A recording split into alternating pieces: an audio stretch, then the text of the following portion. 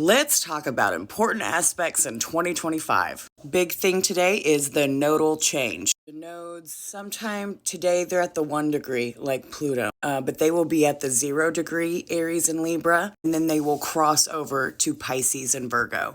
You've been hearing me talk about this collective push and drive towards authenticity and leaving behind the people-pleasing doormat. After a long bout with the South Node in Libra, I definitely feel like the North Node and South Node with Pisces and Virgo helps bring in this energy. They say the Virgo lady brings in the scale. The Libra nodes brought in this energy that we have to accept our duality. Pisces, our spiritual, our creative, our empathetic space is just as, if not of equal importance to our physical health. We need to pay attention to the details, but we need to make sure that in the details we include ourselves and taking care of ourselves and serving ourselves. North Node with Pisces is going to be really interesting because we have Saturn there, we have Neptune there. A lot of people will be starting to take their dreams seriously, will be starting to wake up from delusion. A lot of people will fall headfirst into it. This nodal change is from 2025, this month, January 2025, to July 2026. I also think there is going to be a focus on sickness, healthcare. I told you astrology said COVID wasn't the big pandemic. The South Node in Virgo is going to be like, hey, have you taken care of yourself? Have you taken care of others? What are you doing? Do you want to die? So really interested to see how that goes with turns of events like recent, Saturn in Pisces in history has brought us times when we see people have a hard time with the boundaries of where I begin and certain ideals begin. Certain people are going to listen to them and pivot. Certain people are going to drown in the delulu. I just said that Neptune and Saturn were in Pisces together. Next year in 2025, they will have a conjunction. They are both entering Aries next year.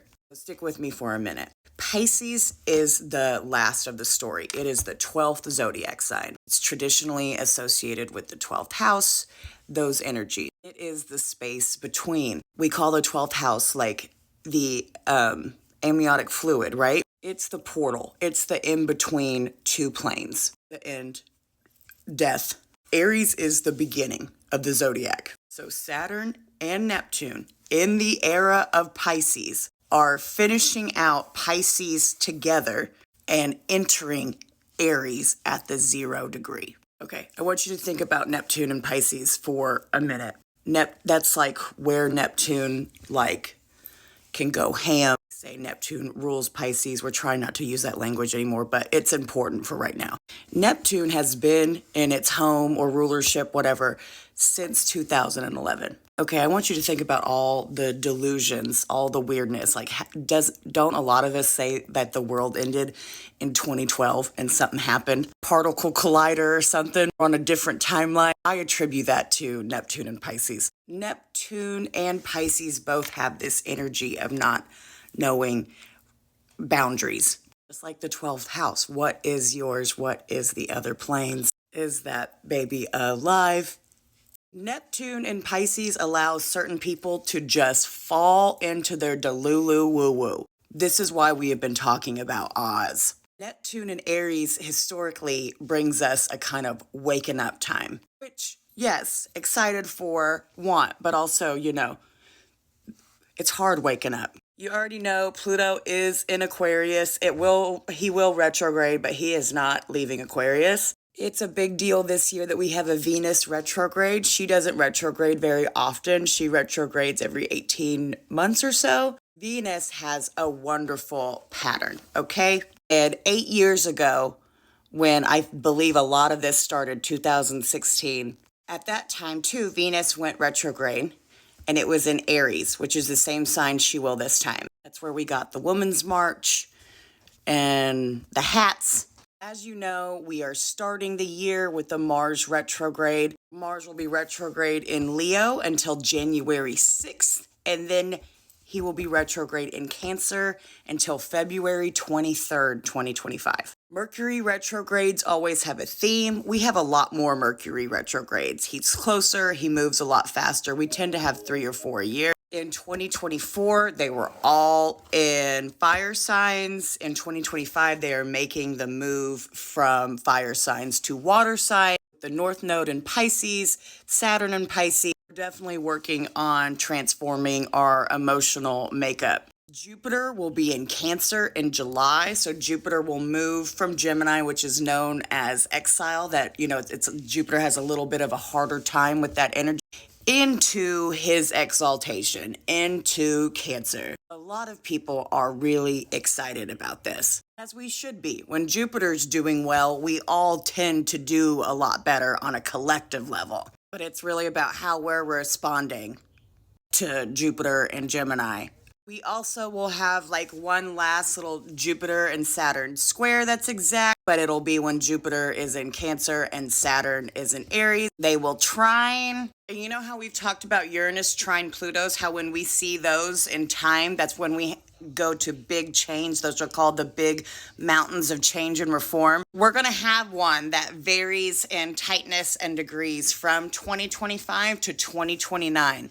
Astrologers, we said this in 2020 that we knew like the pandemic was coming, that was like the first little domino. But every astrologer who has been looking into the future, all of them have talked about the end of 2020s as one of the biggest times of change, and we are entering it. So yes, 2025, okay? So Saturn and Neptune, they will step into Aries, and then they will come back. They will retrograde. So we're going to get a peek of what's to come. We're going to get a peek of what we need to shed when it's at that 29th degree. We're going to feel it.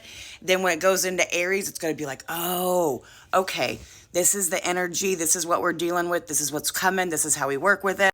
Uranus moves into Gemini, and I believe Jupiter is the only one that doesn't retrograde back. Jupiter goes forward in Cancer. That's why 2025 has been known as a 9-year. We've talked a lot about snakes. We've talked a lot about shedding. 2025 asks, are you going to hold on and get hurt, or are you going to lean in and let go and go with the flow? Hold on to your biddies, but don't hold on to anything that ain't serving you. This year will be a test on all of us on how we let go, how we let our hearts guide us and transform us. But remember, you're not alone. This all happens collectively, but with your natal chart, you can look at your map and see where it happens to you personally. Let's have some good fortune. I love these little fortunes every morning. Me and my girls work out and we pull these.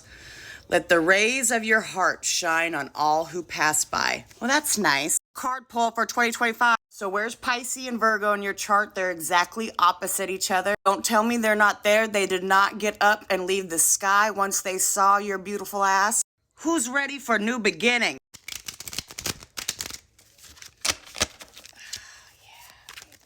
Come on, 2025, do me right.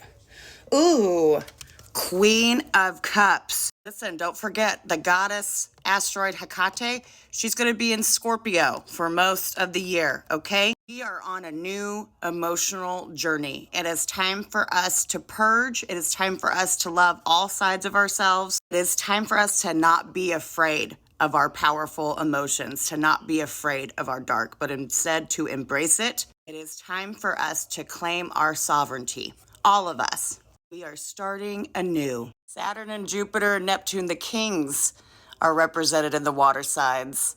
But Hecate is saying, don't forget the queens, okay? And that's us. That's us. Love you guys. Happy 2025.